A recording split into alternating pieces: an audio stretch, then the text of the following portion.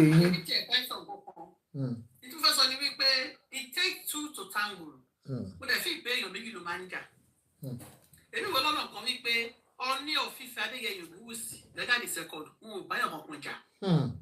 Ẹ̀bẹ̀ la máa bẹ kábíyèsí wa Aláàfin of Ọ̀yọ́ ká ní pé ọ̀hún Adéyẹyè wà ń bí báyìí. Ṣé àwọn láìkí ọwọ́ tí bàbá wa kábíyèsí Aláàfin gbé ó ṣe wọlé olù? Ṣé ọwọ́ ìfẹ́ ni àbí ọwọ́ gbígbóná àbọ̀wọ́ tútù ni? Tó bá lè dá láìsẹ̀ fún wa àgbègbè àbádùn. Because èèyàn méjì ló máa ń jà. Ọ̀gá kábíyèsí ọ̀gá ò báyọ̀ kankan jà.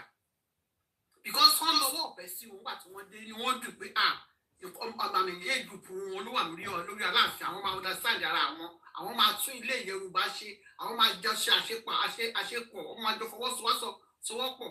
But kábíyèsí Aláàfin wa wọn ò náwó ìyẹn, ọwọ́ ìjà làwọn gbé yá wá. So it takes kábíyèsí Ọ̀yọ́ ni wọn ò ní jà pẹ̀lú ọ̀kọ̀ọ̀kan, mi ò sọ pé wọ́n wọra àwọn bẹ́ẹ̀ bá wọn bẹ́ẹ̀ ọ̀kan jà. No. He was just doing his own things. For 10 years, kábíyèsí ò fi ọ̀kọ̀ọ̀kan joyè.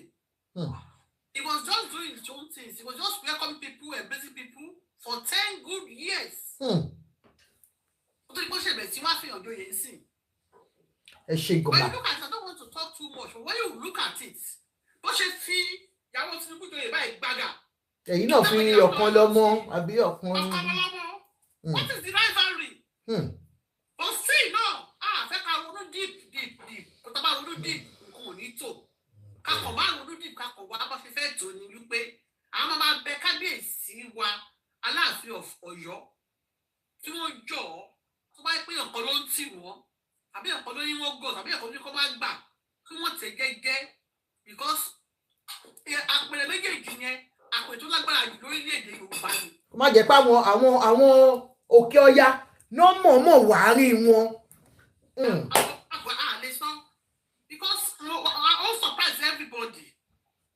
Pẹ̀lú gbogbo wa tí àwọn oníbẹ̀rẹ̀ tó ń wù káàkiri wọ́n máa ní àwọn tó náà fún wọn jù. Wọ́n máa láwọn tó náà fún wọn jù kábíyèsí Aláàfin lọ because especially táwọn èèyàn ń fẹ́ kí kábíyèsí Aláàfin gbé wọlé kọ́ ló gbé wọlé the people were disappointed on him. So Aláàfin máa ní àmì kábíyèsí Ọọ̀ni máa ní supporter ju kábíyèsí Aláàfin lọ because owó tó ń gbé wọlé Yorùbá owó yẹn ti gbóná jù ó wà chaotic the federal go president go wasn't happy about him. Sonny, please ẹ jẹ́ bá wa mute o Iléyèjì Sonny and mute ẹ jọ̀ọ́ ẹ bá mute please Sonny. He wasn't happy. President wasn't happy about him. I'll drop this. What is going on? What is this? That was the reason why the guy in America, spokesperson, that was why he withdrew. Come on down, love because all the message there is a strong money for the presidency. This is too much. So, kábíyèsí Ọọ̀ni never come. Kábíyèsí Ọọ̀ni àwọn pẹ̀lú ẹ̀fọ́fọ́. Kábíyèsí Ọọ̀ni tẹ̀mọ̀ pé ọ̀kan gbó. Kábíyèsí Ọọ̀ni pé ọ̀kan kílẹ̀. Ọ̀kan kí kábíyèsí Ọọ̀ni tẹ̀mọ̀. So, the only person saying about Benin ni kábíyèsí Ọọ̀ni, you should just calm down. You need to calm down. Eshima. You need to embrace peace. All right, ma. Thank you so much, mommy. Let us go from another person. Next person. Olatunji. Ó dà pé ṣé ti sọ̀rọ̀ tẹ́lẹ̀. Olatunji. Bàbá Sùwérè. Sister mi ṣe wà okay. Olatunji, Olatunji sọ kọ́ sáré. Ẹ ti sọ̀rọ̀ tẹ́lẹ̀. Ẹ káàárọ̀ sá o. Yes, sir.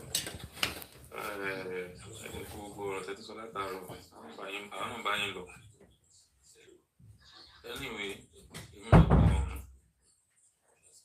my point address was there. Èmi á sọ pé gẹ́gẹ́ bí ọmọdé tèmi. Ẹ̀rọ àwọn bàbá méjì tó wọn, àwọn bàbá méjì tó ń wò yìí. Èmi sọ pé wọ́n ní ìjà. Èmi sọ pé wọ́n jà. Mo tí nǹkan tó sọ ní pé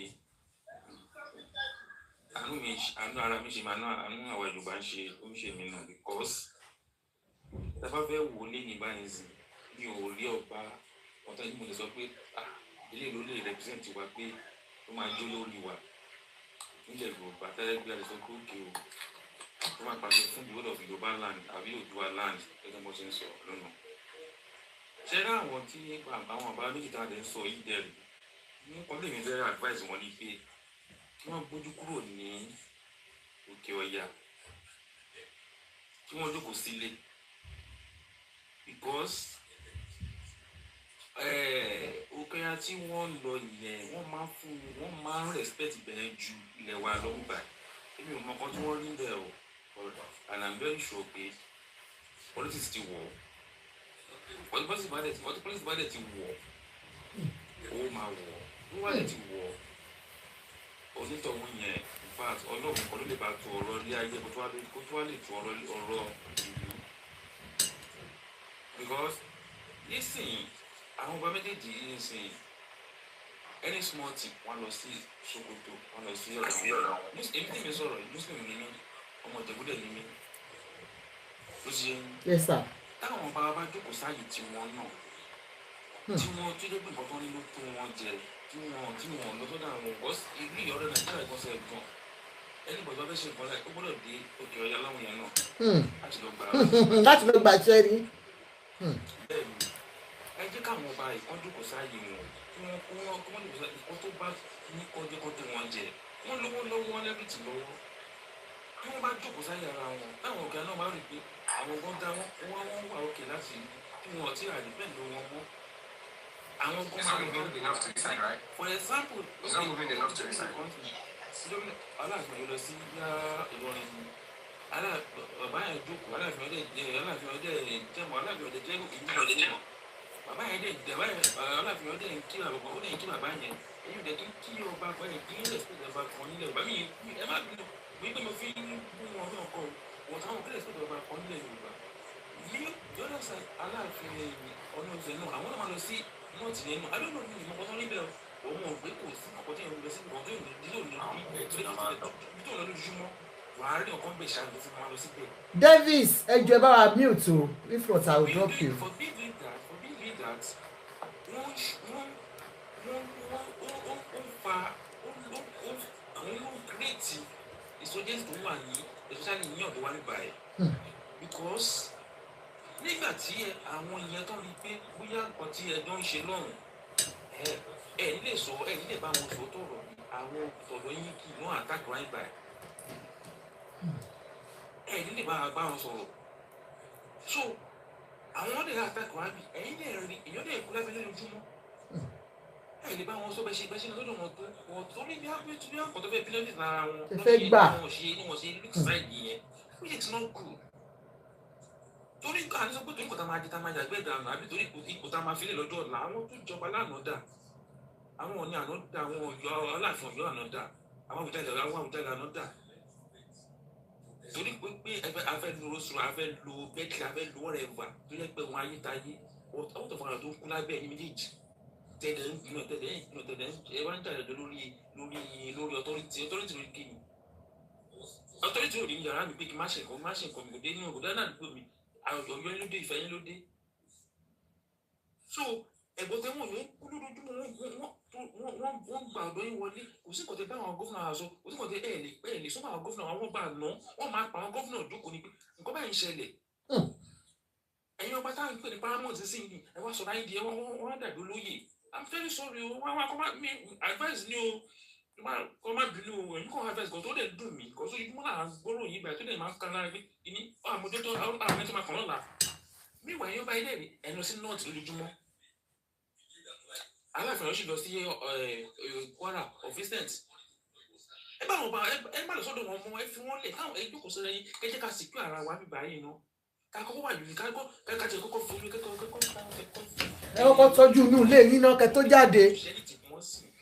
ẹ jẹ́ ká tiẹ̀ kọ́ ní lọ́ọ̀fù náà ẹ jẹ́ kọ́kọ́ jẹ́ ká gbàgbé pé èmi ni Ọọ̀ni of Ifẹ̀ èmi ni Aláàfin Ọ̀yọ́ ẹ jẹ́ ká ti ẹ ìlànà ẹ̀kọ́ tẹ̀ kọ́kọ́ fẹ́ràn lóko ẹ jẹ́ ká wá bàṣẹ máa secure ara wa irú kọ́ báyìí ń ṣẹlẹ̀ láyé àwọn bàbá wọn náà àwọn ikú ló bá lọ́wọ́ jẹ tó bá dé pé ikú àbí before kí àwọn Àwùjalẹ̀ kó tó di pé bàbá lọ bí abilẹ̀ kìíní tí bàbá ṣì wà active mo rò pé àwọn insurgency wọn lè wọlé Ìjẹ̀bú-Ṣá wọn lè wọ but ẹ̀yin ṣì young ẹ̀ lè defend wà ní tẹ̀sí active but ilé ayé lẹ̀ ń lé ẹ ti ẹja yín lóyìnbó ẹja yín Canada gbogbo ilẹ̀ ẹ ti dé Nàìjíríà náà ẹ tún nílé ayé náà ní iṣẹ́ fẹ́ gbọ́ sọ́run ni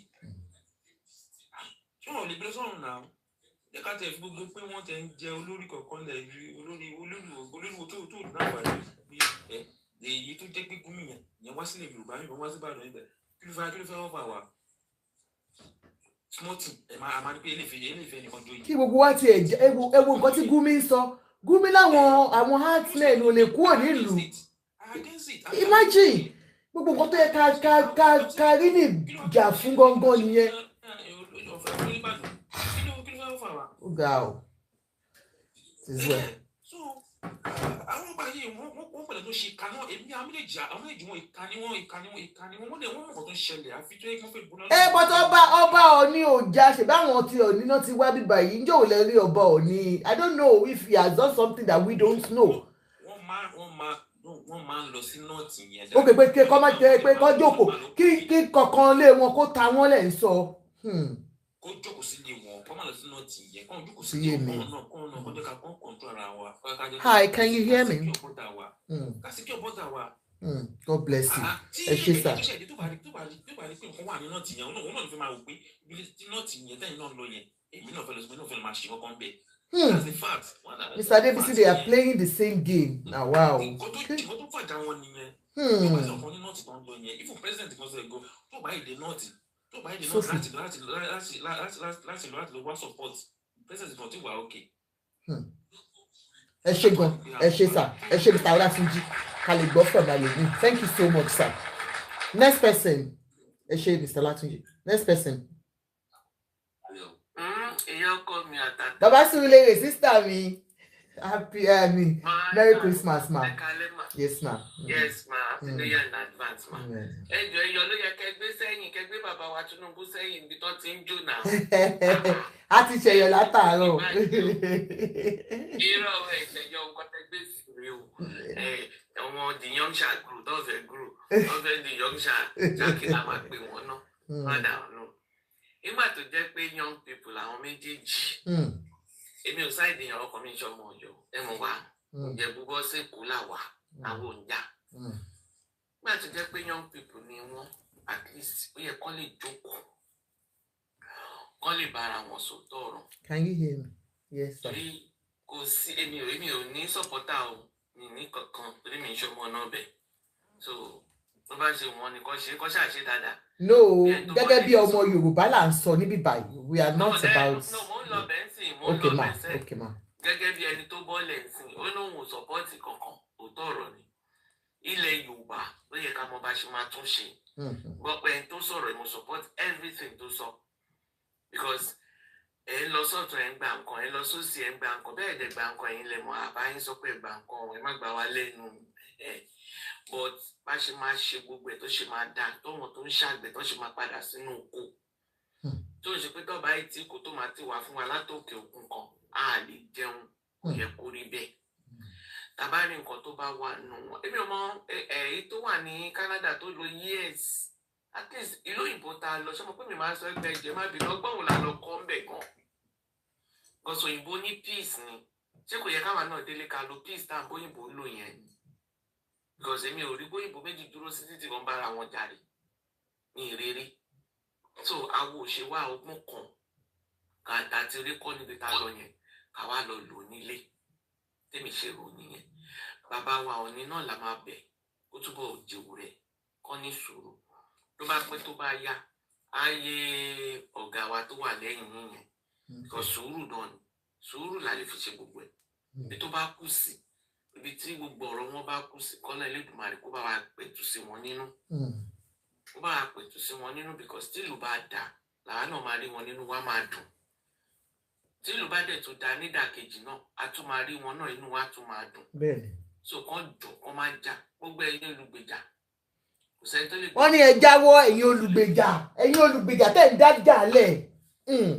kò sẹ́ni tó lè gbèjà èèyàn kò sí Ọlọ́run ló lè gbèjà so nǹkan tẹ́yìn tẹ̀ wá ń rò yìí àwọn lè má rò lọ sí gbogbo ibẹ̀ yẹn kó jẹ́ nǹkan míì làwọn ń rò but ẹ jẹ́ ká fi ọpọlọ ọmọ Yorùbá ẹ jẹ́ àfíìsì ẹ wá wo bí táwa Yorùbá ṣe kìíní dé tá a bá pàdé ra wa lókè òkun àti ẹni rántí sọ pé ọmọ olúbo yẹn a máa kọ́kọ́ yọ ọmọ ra wa. bẹ́ẹ̀ni as a Yorùbá person.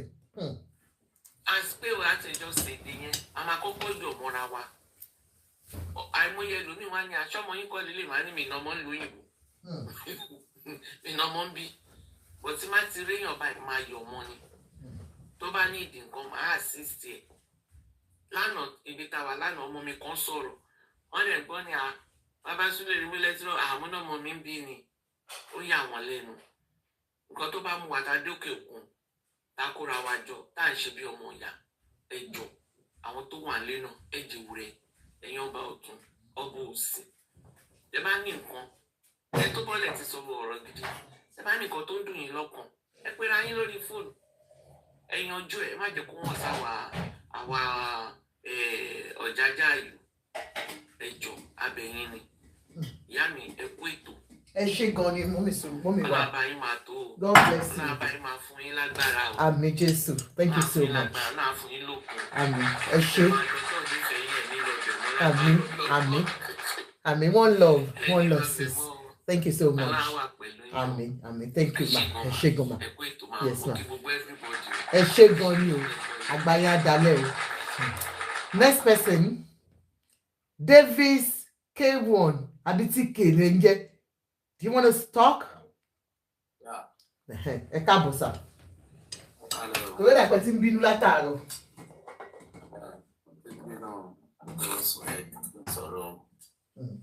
Kí lẹ wí? Ẹ má bínú. Ẹ má bínú. Àgbà tí ò bá bínú lọ́mọ ẹ̀ ń pọ̀ jọjọ. Ẹ má bínú.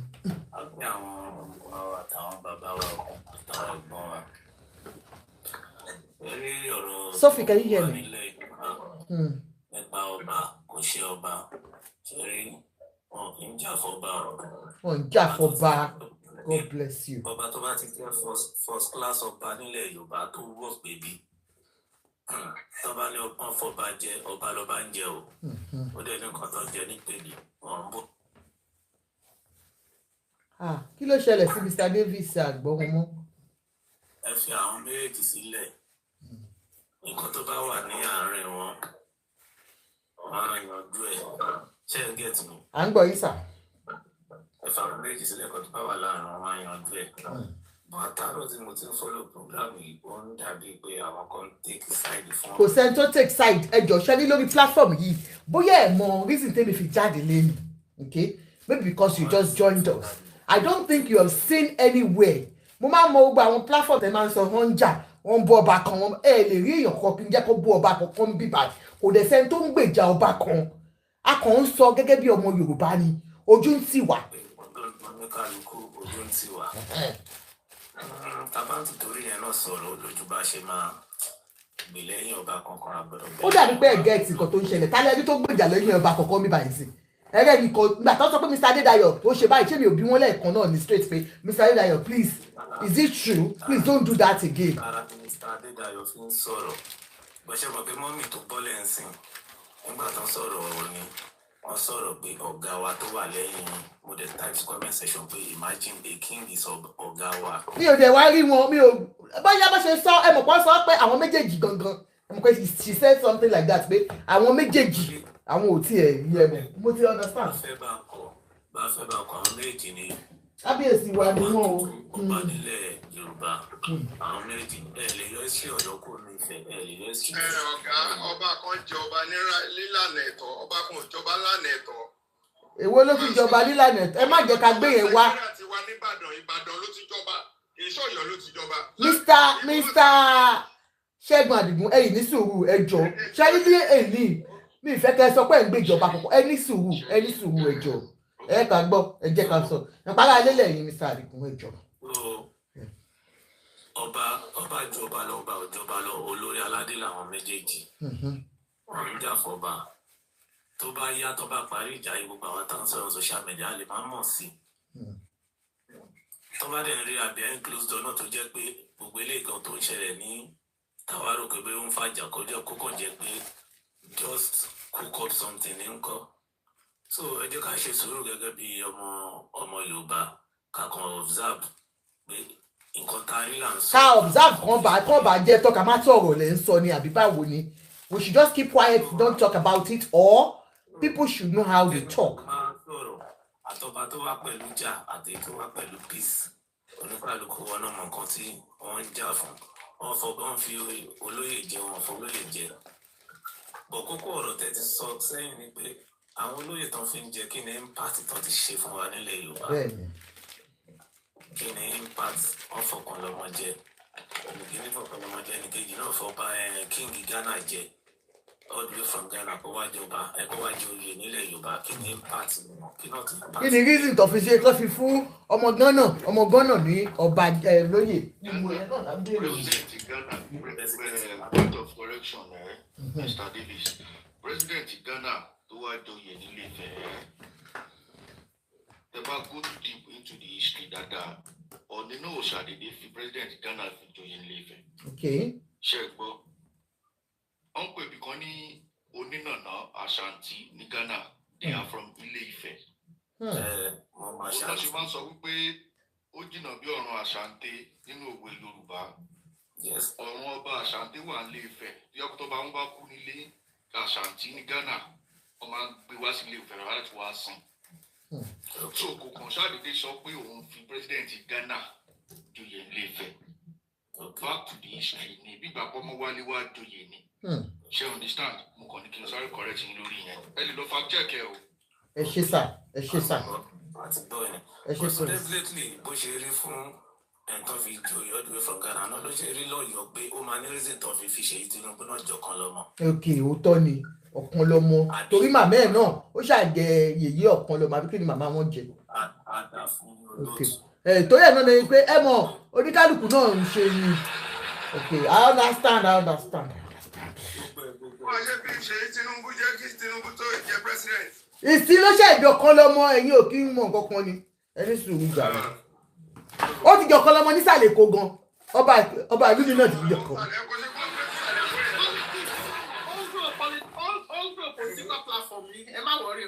Ó ti yé wa.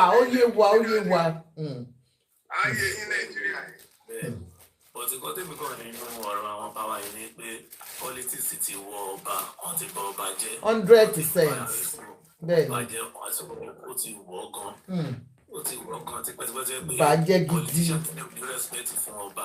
Bẹ́ẹ̀ni, you are right sir. Ní ọ̀rọ̀ rí bẹ́ẹ̀ tẹ́lẹ̀. Wọ́n ṣàní láyé ìgbà kan pé Bọ̀dé tọmọ sí pé nǹkan tó sọ sí ọba. Ìyẹn gbókù ni ọba yẹn ó máa gbókù ni. Ọ̀rọ̀ lásán nìyẹn lọ́kàn sọ sí ayé ẹ̀ tó dẹ̀ rí bẹ́ẹ̀. Ṣé yẹn ń ṣẹlẹ̀ mọ́sìn? Politicians ní ọ̀rọ̀ bishop ọba nítorí nǹkan tí àwọn ọba náà fẹ́ jẹ. Àwọn láṣojú wa lọ́dọ̀ politician. Because àwọn ní kọ́kọ́ ní àwọn kò sí chairman local government tẹ́lẹ̀ ọba ni. Wọ́n sì chairman local government wọ́n fẹ́ máa ju ọba lọ báyìí sí. Ó tẹ̀ ti jù wọ́n lọ àwọn gangan ni ó sọ sálárì wọn sá. According to man kan bí i 5 person tó drop ní sọ̀rọ̀ kan pé táìmù kan ọba Ifẹ̀ àti Aláàfin Ọ̀yọ́ àti Olúbàdàn máa ń ṣe meeting ní Ìbàdàn gbà yẹn pé Aláàfin Ọ̀yọ́ àti Olúbàdàn wọ́n ṣe ọ̀tẹ̀ tí wọ́n fi ṣe meeting yẹn mọ́. But I'm sorry to say èmi kéré o but mo gbọ́ story yẹn because ọba tó ń sọ gbà yẹn was my grandpa Ashanke ọba Olóyèdè Yusuf. Ọba fẹ́ Friday. Ẹ kú ọdún. Yóò bá wọn ṣe ọ̀tẹ̀ yẹn gbà yẹn Ashanke ló kàn jọba tó yẹ pé ó ní bojú kò bẹ̀rù ẹni kankan ló ṣe pé ó sọ fún Ọọ̀ni fígbà yẹn pé tẹ́rítìrì mi lẹ ti wá ń ṣe láti wá ń ṣe mítìn yìí ìlú mi ni àgbèrè tó ń jókòó sí èmi lẹ́kí máa jókòó sí ẹ̀kọ́ torí eléyìí mi ò nígbà kó jókòó sí gbọ̀ngàn èmi ní mo jókòó sórí nǹkan mi. Bọ̀dọ̀ Aláàfin ò lọ́wọ́ sí nǹkan tẹ́ni ẹ sọ ń gbà yẹn nítorí pé ẹ̀gbọ́ sórí yẹn dáadáa ẹ̀kọ́ wọn bá ṣàlẹ́ ní ẹ̀gbọ́ dáadáa ẹ mọ̀ wọ̀rí ẹ mọ̀ sọ báyìí kọ́ wọn ló ṣe ṣẹlẹ̀. Ẹ̀yin á wá ṣàlàyé fún wa tó bá sọ tán ó yá. Aláàfin ìgbà yẹn ló dìde. àti gbọ́ but this ó tún pé Ifẹ̀ àtọ̀yọ́ ó ti ń ṣẹlẹ̀ ti pẹ́ àdẹ̀mọ́ reason ẹ̀yin àgbàlagbà gọ́kẹ́ wa ń bí ẹ̀ lè sọ tangible reason torí kò yé àwa jù mí lọ ní ojú ẹ̀ nígbà kò ṣẹlẹ̀ ti pẹ́ kò ṣẹlẹ̀ láyé Adérẹ̀mí my brother kò ṣẹlẹ̀ ti pẹ́ gbogbo nǹkan tó ń ṣẹlẹ̀ kò tí ju láti 80s wá sísàlẹ̀ lọ. Bàbá mi. Parọ́ kò ṣẹlẹ̀ láyé Adérẹ̀mí. Ṣẹlẹ̀ láyé Adérẹ̀mí. Kò ṣẹlẹ̀ ní Adérẹ̀mí. Lẹ́tà ẹ̀jẹ̀ ẹ̀pin ẹ lọ wá wo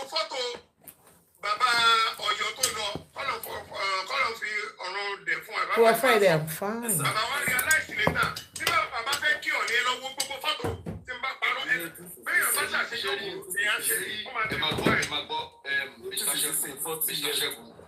Mr. Shegun, ṣe rí nǹkan kan tí ò yé àwọn èèyàn ni pé láyé Adérẹ̀mí yẹn mo èmi ní frame ẹ̀ lọ́wọ́ ṣe understand níbi tí Adérẹ̀mí tó ti fún Adéyẹmí ní letter to the what's it called to the throne on ló present ẹ̀ fún so wọn ní issue gbà yẹn they were together ṣe understand nígbà tí Adérẹ̀mí lọ tán tí Síjú Adé débẹ̀ ní issue yẹn ṣẹlẹ̀ láàrin Síjú Adé ṣe understand so nǹkan tó ń ṣẹlẹ̀ Mr. David mi sọ pé nǹkan tẹ̀ ń sọ ẹ̀ right o ṣe rí àwọn ilé ìṣẹ̀lẹ̀ ṣe ṣẹlẹ̀ right ọba yẹn kọ́ ló ṣe ṣẹlẹ̀. ó bó ṣe jẹ́ nìyẹn ẹ máa sọ̀rọ̀ yìí lọ Mr. Davis.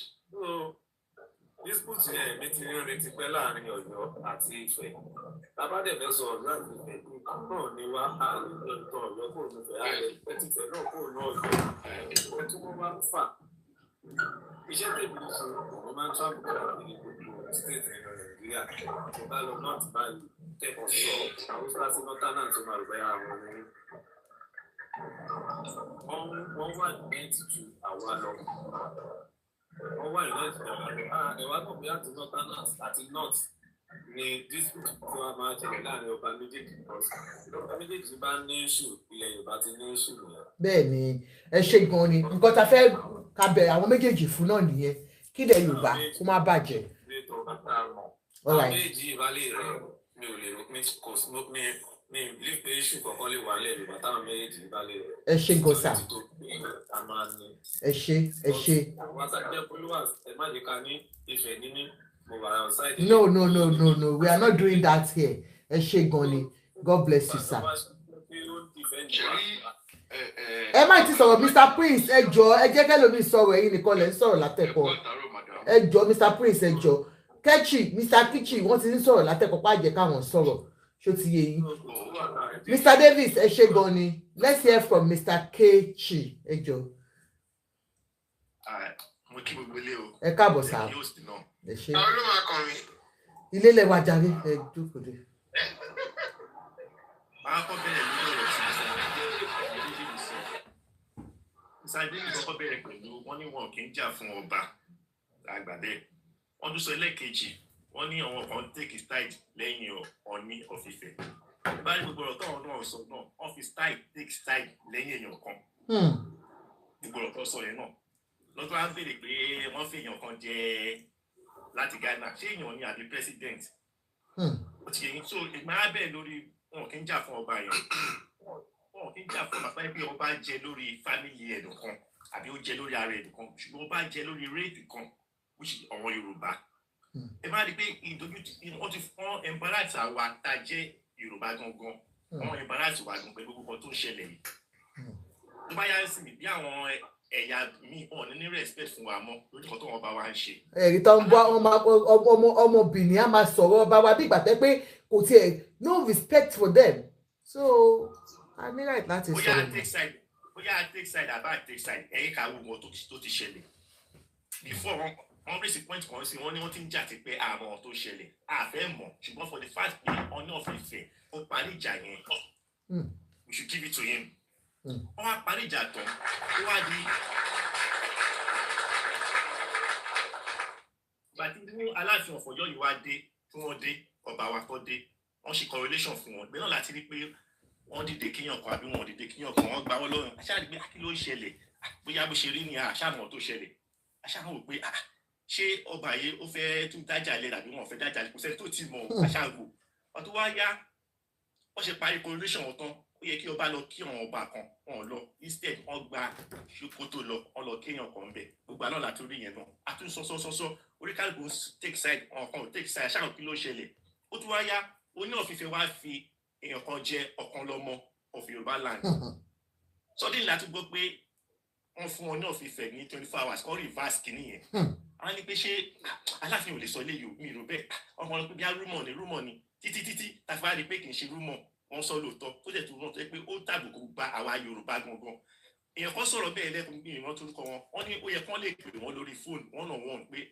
báyìí ló sọ pé àwa kò ní mọ ohun tó ṣẹlẹ̀ ṣùgbọ́n wọ́n ṣe lórí fóònù o wọ́n ṣe sì ta ni bí embarrassment ò ṣe jẹ́ iṣẹ́ embarrassment fún ní ọ̀fìfẹ́ fún àwa Yorùbá gangan ló jẹ́ o mo rí fásitì pé wọn kì í jà fún ọba ní o àwa Yorùbá ní kí ní ẹ bá o ní ìgbọ́pọ̀ ṣe ní Igbo land rí ní ìgbọ́pọ̀ ṣe ní Fúlàní lára àbáwúsá kan fún èèyàn kan 24 hours tó fi rìfáàsì kankan ó tún wá yá bàbá Ìjẹ̀bú nígbà lórúkọ wọn náà tó wà ní Adébútú kẹsìntìn ẹ̀yẹ́sà bàbá yẹn wọ́n ṣe birthday wọ́n invite àwọn ọba méjì wọ́n lọ síbẹ̀ wọ́n pè wọ́n sínú ilé bàbá yẹn bá wọn sọ̀rọ̀ kọ́ parí ìjà which is torí ọ̀nà òfìfẹ́ náà wọ́n tọ́ jáde nígbà pé bàbá ti pè wá wọ́n ti bá wa sọ̀rọ̀ wọ́n bí pé kí yẹn ti tọ́ síbẹ̀ yẹn o ó yẹ kó ti parí kí ọba kan lọ kíyàn kan àbí kọ́ lọ àtúrí yẹn náà.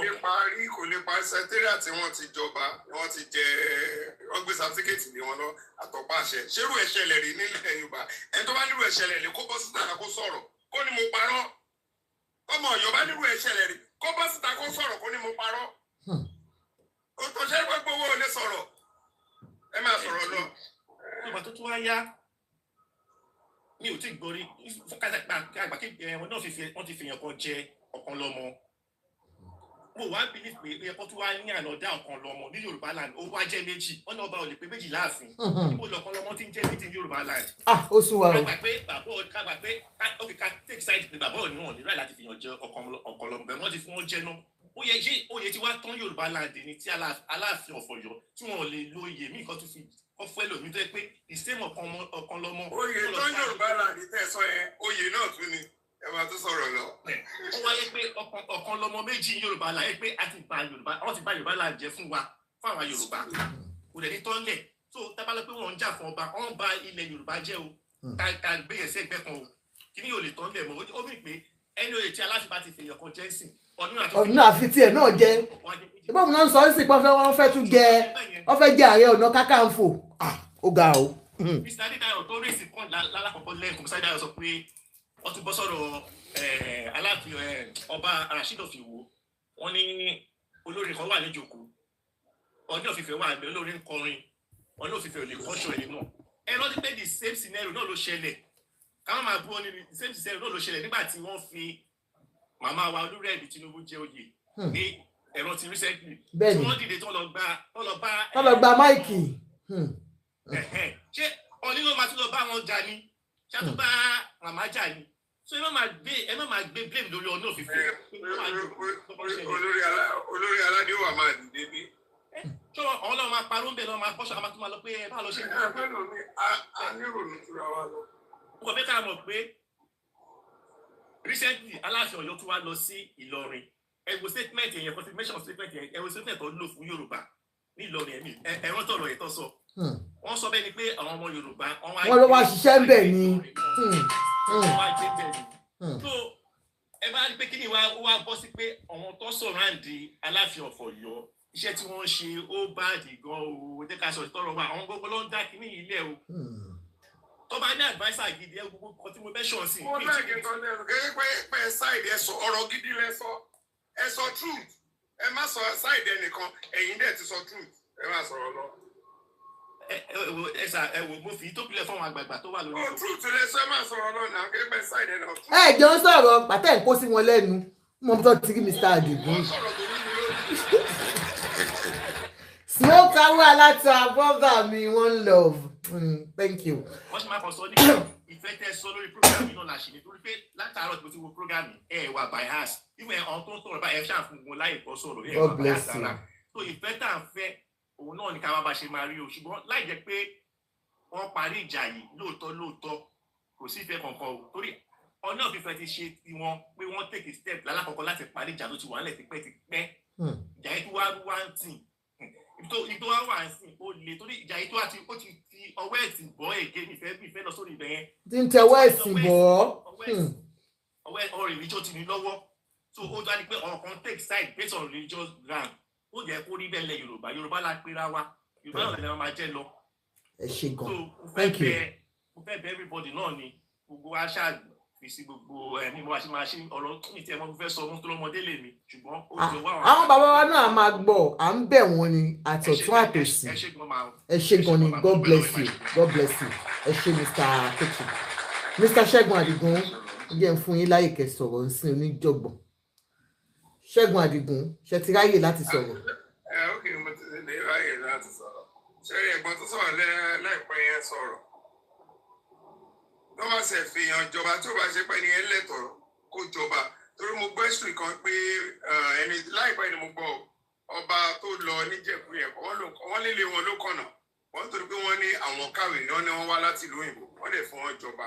Wọ́n lẹ́ni tó dẹ̀ yẹ kó jọba gan dẹ̀ gbà sí wọn náà. Ẹni pé gbogbo èèyàn láìkọba yẹn. Ọba Síkírù. Gbogbo èèyàn láìkọba tó lọ yẹn tó kú níjẹ̀bú. Bẹ́ẹ̀ni. Everybody ló ń ṣàdúrà fún àgbàdẹ bàbá wọn.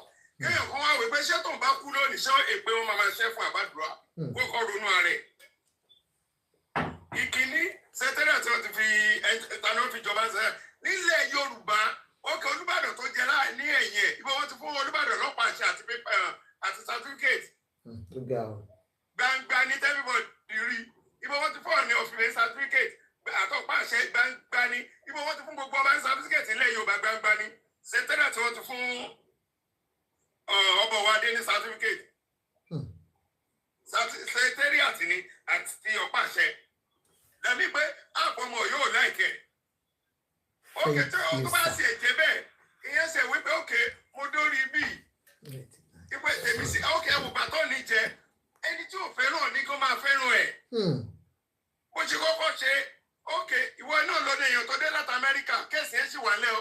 Bí ẹ torí ẹ̀ lọ sọ pé kọ́mọ ṣe Tinubu jẹ kíní kò máa fi lè má lu ẹ̀wọ̀n. Lórí Amẹ́ríkà sí èwo lẹ̀wọ̀n àníkẹ́ máa ti gbọ́ ṣẹ́rí nísìn Mr. Àdìgún. Ẹ má jẹ́ máa sọ Nàìjíríà lọ́bọ̀ tí lè lu ẹ̀wọ̀n. Tọ́wọ́ Adé bá ṣe mistake ní Amẹ́ríkà yóò lu ẹ̀wọ̀n pọ̀. Ṣọ́ba kò sí ẹ̀wọ̀n bí ni. Ó náà mọ̀ ìpọ́nwọ́ lu Amẹ́ríkà ò rán yín. Nàìjíríà lẹ́tijọ́ rọra yín. Anybody á lu ẹ̀wọ̀n ní Amẹ́ríkà tó bá ṣe bó ṣe wáyé tó bá competition tó bá jẹ́. Princess Ade, thank you so much. Olórí, thank you. Olórí Ọlálékan, ẹ ṣé. Torí Amẹ́ríkà máa ń gàyàn ni. Wọn ò ní press anything. Wọ́n á tàn wọ́n ni. Ẹ máa rí pé wọ́n múlẹ̀ ìjọ kan. Wọ́n ti lè plan ẹ̀ lẹ̀. Ẹ wà wọ́n bá tó lu ẹ̀wọ̀n. Láìpẹ́ ní Amẹ́ríkà, wọ́n ò mẹ́pẹ́ wọn á lu ẹ̀wọ̀n. Wọ́n tó máa tètè mú passport tó wà ń bì. Wọ́n tún ẹ̀fẹ́ tó máa dé wọ́n á get. Wọ́n tàn. Wọ́n ṣe wọlé bẹ̀ wọ́n kàn mú ni. Ṣé ó ń kò padà mọ́? Ọmọdé ò tí ì lè mọ̀ bóyá Amẹ́ríkà ti set òun lẹ̀ báyìí. Because ọba tó pa ẹ̀ wọ́n ti report ẹni tó pa ẹ̀ wọ́n ti report ẹ̀ American embassy. Ẹ̀mọ̀ Yankee ò fọ́ mi ìṣeré kìí ṣe British. Àwọn eléyìí fọmọ wọn ṣeré ó jẹ́rìí tí tó bá ti ní mọ́dà ni wàá sọ. Jẹ́wọ́ ọmọdé jọ tó bá ti tẹ̀lé wọn wọ́n máa mú ẹ. Because okay èèyàn jọba tàì tí ìjọba ó kàn kọ́ sí wàhálà ni. Látijọ́ tó ti jọba wàhálà ló ń kọ́. Kò dé lẹ́rọ̀ ọ̀fẹ́ lára ẹ jẹ́ ká gbàdúrà gbogbo àtàwọn program pé Ọlọ́run gbóbi tí ń bá dé Ọlọ́run jẹ́ lẹ́rọ̀ ọ̀fẹ́ kò lẹ́rọ̀ ọ̀fẹ́ lára kankan. Kò sẹ́ tó rọ́bọ̀ wá dé kó tètè máa gbọ́ kò sẹ́ tó láìkẹ́ kò lẹ́rọ̀ ọ̀fẹ́ lára. Kò sẹ́ tó mọ́ bá fẹ́ rí níbi gbogbo everybody ò mọ́ bá fẹ́ rí ẹ̀rọ̀ ọ̀fẹ́ yẹn bó ṣe ṣe ó kàn ṣé bí wọ́n máa lé ọmọlúwàbí ni wá ní ilẹ̀ Yorùbá ṣé ọmọlúwàbí ni ọba wa ìjà ló gbédé gbogbo èèyàn ló ń bájà gbogbo everybody ló ṣe kọ́tà mi kàn fẹ́ sọ nìyẹn mi ò sáì dẹni ọkọ kó change ni ṣé yóò bá sọ yẹn wọn náà ní change kó change ni kò sẹ́ tó fẹ́ràn ẹ̀ níta kò sí.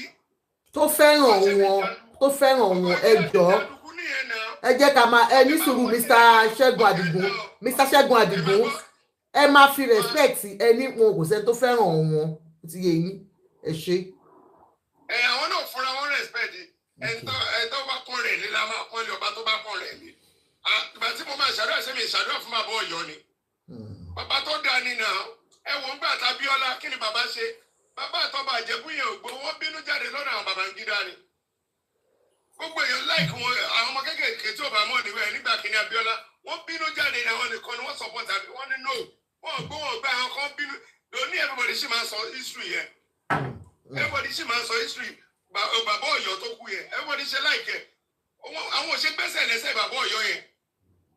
Tẹ́nìkan bá ṣe ẹ̀ǹtí yẹn náà jókòó pé ṣé nǹkan tí mo fẹ́ ṣe kí ni mo fẹ́ ṣe táwọn aráàlú á ṣe gbà. Ọba ṣé mi lẹ lábòsí àbáwọn Princess Ade, thank you so much. Ọba kan tó ń bú mi náà ní alábòsí ni ẹ èmi lẹ lábòsí àbí ilé ẹ tó ń sọ̀rọ̀. Ọmọ Ọ̀yọ́ gan wọ́n bá ọmọ Ọ̀yọ́ sọ majority ọmọ Ọ̀yọ́ láìka ọba àwọn adé òǹgọ́mọ̀ tí majority gbangba inú Ọ̀yọ́ ló yẹ kó ti gbé ọ̀pá ìṣẹ̀lẹ̀ ọmọ Ọ̀yọ́ lọ́wọ́. Ẹni tó ń sọ̀rọ̀ wọ́n lálábòsí ni Mr. ẹ̀yin náà ẹ ọ̀rá sọ̀rọ̀ ẹ ní sùúrù. Ọba wa ń bàdàn gbogbo èèyàn ló ń bọ̀ ẹ lọ́wọ́ oúnjẹ tó bá wọ́n jọba ń bàdàn ọba Ràṣídì ẹ lọ́wọ́ gbogbo náà ọmọ Ìbàdàn àtòkọ àti ilé àti gbogbo wa ní pé àìsàn lọ́ba gidi ni ṣé ó ní ìtọ́ba wa ń bàdàn ni ó ní ìtọ́ba wa kò ra dúró èrò tó débẹ̀ wọ́n ti ń jọba ìyẹn tún lẹ́yìn àtìgbà tó ti jọ Àṣàǹkẹ́ àti Odùgadé ẹ̀wò ọbẹ̀ ilé tó tún put crowd wọ́n ti mọ̀ kọ́ fẹ́ sọ nìyẹn.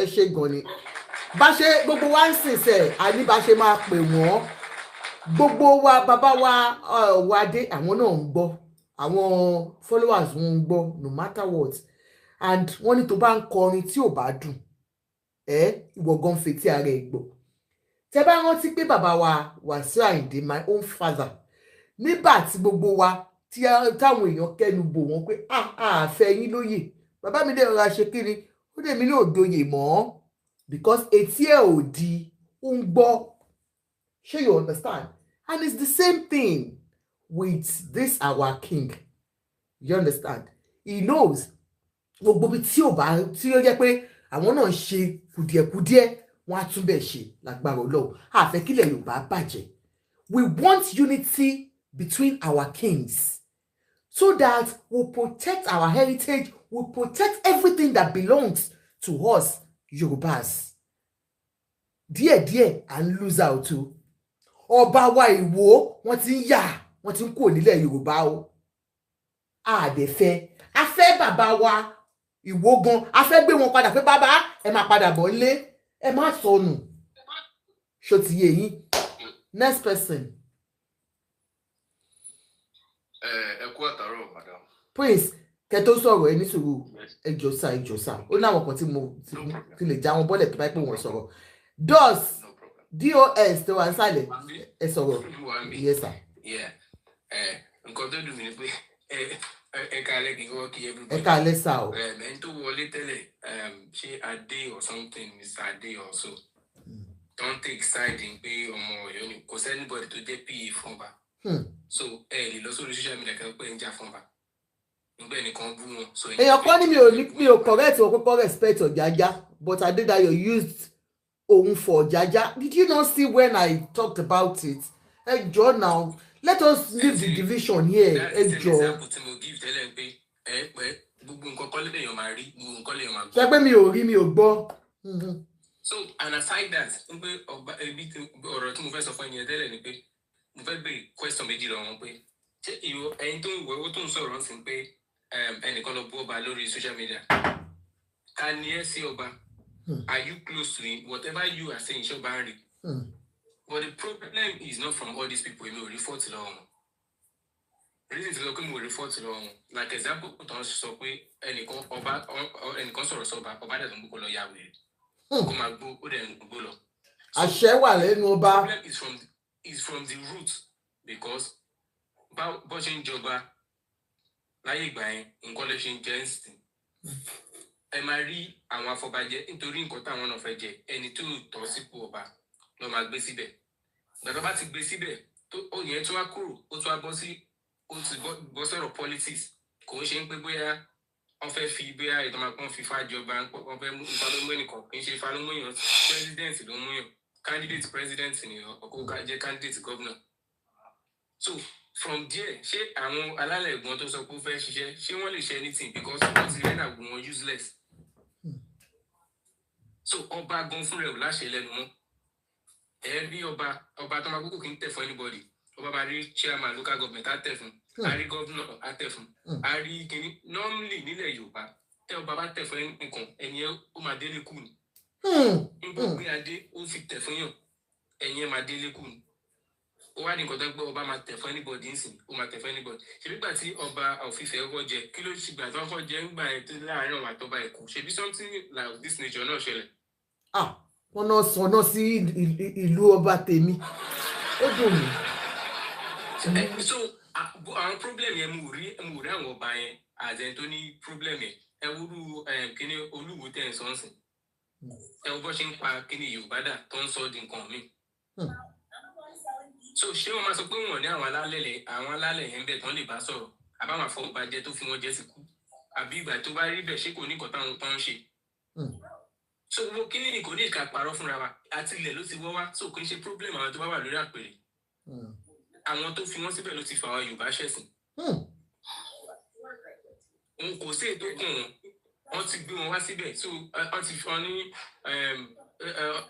báyìí máa ń pòwe yìí wọ́n ti débẹ̀ ìkúdà ti tẹ̀ wọ́n lọ́wọ́ kò sí nǹkan tó lè ṣe mọ́ àṣẹ tó bá pa òun ló wà lẹ́nu kò sáṣẹ lẹ́nu ọba kankan mọ́ nǹkan tó lè mú local government chairman máa sanwó fún ọba tani local government chairman sọba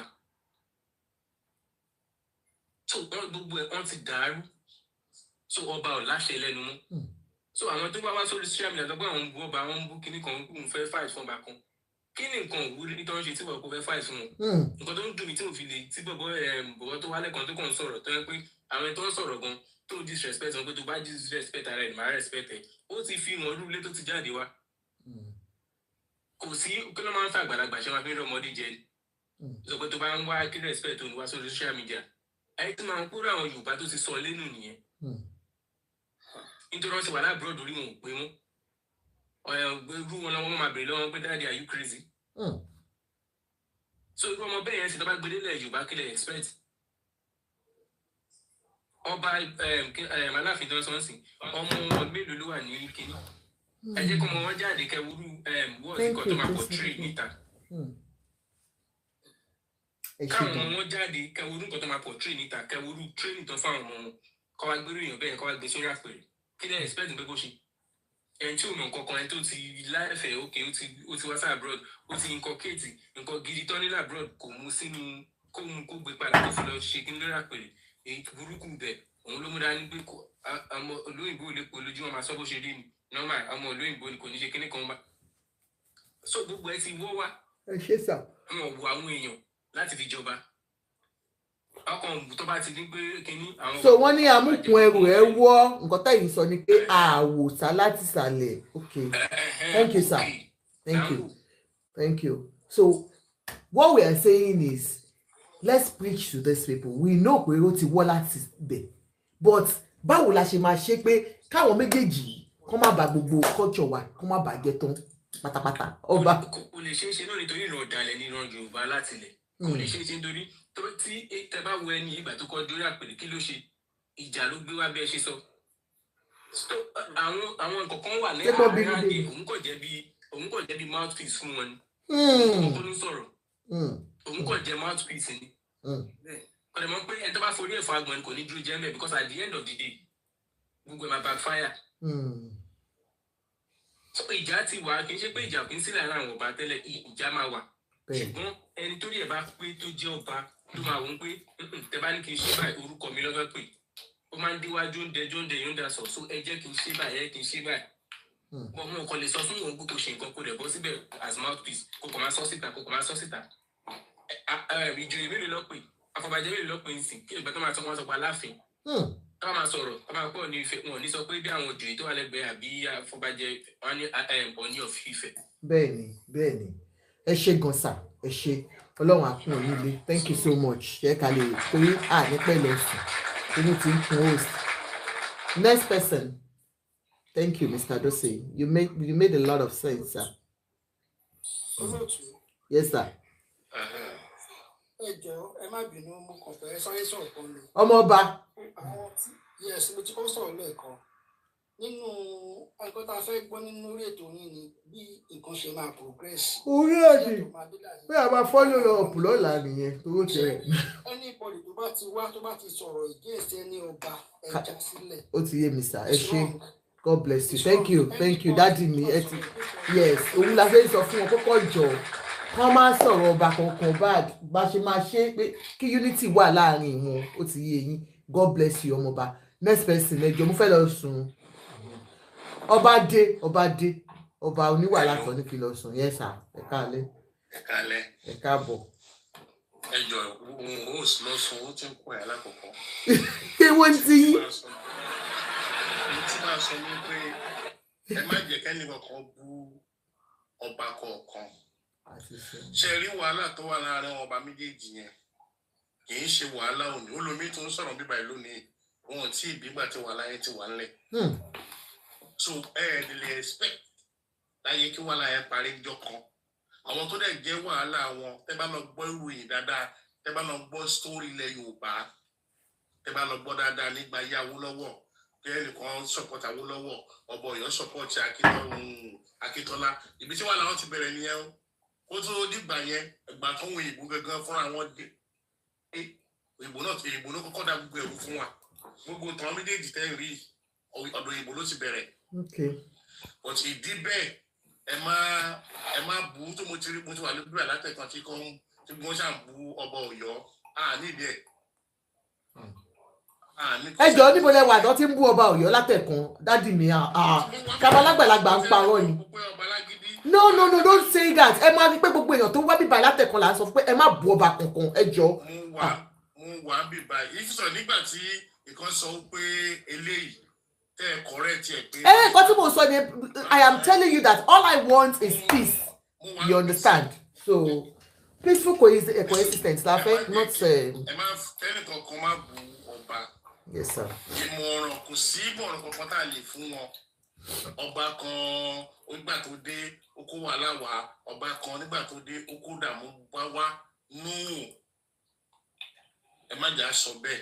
Ohun tí a bá rí pé a lè sọ tó máa fún wọn láǹfààní oníkàmú wa ká má dẹ́nì kọ̀ọ̀kan lẹ́bi nínú wọn.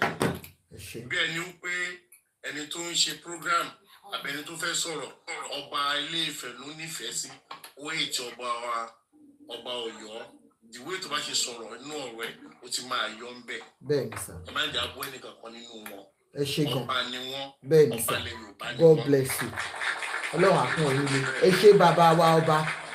And God sees my heart is just what I've seen tí mo gbé wá and a fẹ́ kí anybody we want a fẹ́ kó gba ilẹ̀ Yorùbá wọ́n fẹ́ bà ilẹ̀ Yorùbá jẹ́ ká má gbà fún àwọn Òkè Ọya. Àwọn ilé ìkọ́ ló fẹ́ bà ilẹ̀ Yorùbá jẹ́ àwọn olóṣèlú ni. Ẹ ti understand àwọn olóṣèlú náà ń lò ẹ tí gẹ ìkọ tí mo ń tọ́ láti sọ ni pé òun la ṣe máa bẹ àwọn méjèèjì tó jẹ́ pé young kings ni wọ́n kó má jẹ́ kẹ́nìbọ̀dì wà àárín wọn. Ẹ ti understand ẹ̀kọ́ bẹ́ẹ̀ ni sà.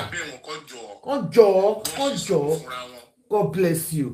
Èmi ò ní gbà ìwọ ò ní gbà at least we know that both of you are educated you are exposed.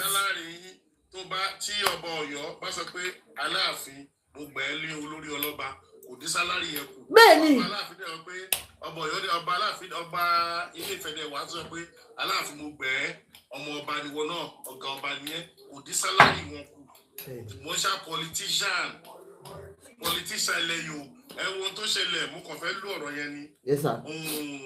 Ọba Ọ̀yọ́ tó lọ lánàá wọ́n ti fi ẹnìkan jẹ́ Ààrẹ Ọ̀nà Kakanfò ilẹ̀ Yorùbá so ọba mi ti fẹ́ ọba Ilé-Ifẹ̀ ó ti fẹ́ fi ọba Olúmi jẹ Ààrẹ Ọ̀nà Kakanfò Odùduwà. Ẹ ti gẹ̀ jẹ́ ààrẹ àkọ́tà wa sọ lálẹ́ ní ẹ̀ bóyá tètè débí.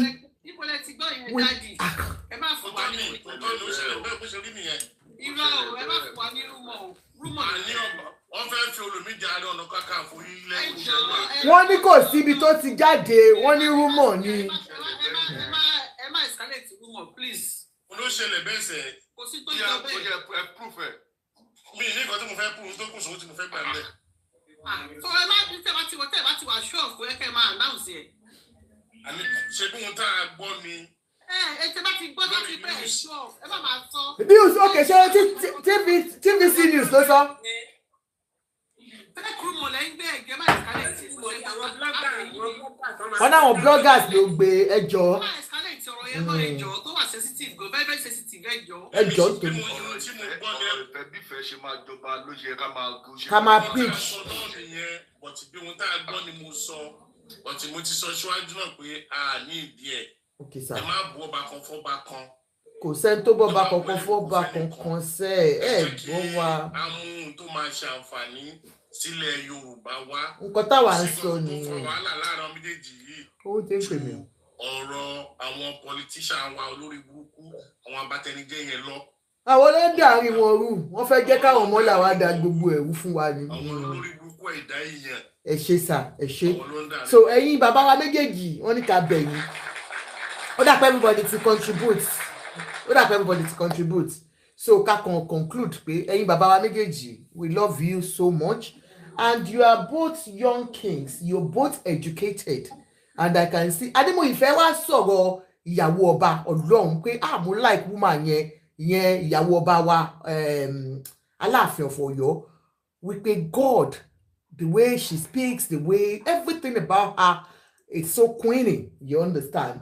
And so bàbá wa Alaafin Ọ̀yọ́ ẹ jọ̀ọ́ ẹ jẹ́ kí ìfẹ́ kó jọba láàrin ẹ̀yin àti Ooni of Ife. If there is anything tẹ́ bá tiẹ̀ gbọ́ nípa àwọn ẹ̀mọ̀ tó jẹ́ pé kò dùn mọ́, because àwọn èèyàn máa ń rí bẹ́ẹ̀ ṣe máa ń ṣe, your utterances when you are outside shows that, you know, there seems to be something bothering you about this king, that you feel like, no, mi ò lè tẹ̀ fún ẹ, ìwọ ló máa tẹ̀ fún mi, and you are proving that every day. And you can see that most people tí wọ́n ti rí ẹ̀yin méjèèjì wọ́n á sọ wípé ọba Ifẹ̀ yìí o, àwa rí pé ẹni tí ó ń tẹríba fún gbogbo èèyàn ni, tí ò tẹ̀ kí n ṣọba lásán, àlá máa ń bí inú máa ń bí inú máa yọ ọwọ́ báyìí, máa yọ ọwọ́ báyìí, máa yọ ọwọ́ báyìí, ṣe understand? So ẹ jọ̀ọ́ nǹkan táwa fẹ́ sọ nìyẹn, gbogbo wa ẹ jọ̀ọ́ ẹ kàn jẹ́ ká conclude so that another time we'll come together and deliberate on this more. Ṣé gbọ́? Ṣó ti dàárọ̀? Ó dàárọ̀ o. I'm tired. Ó dàárọ̀ ẹ ṣé.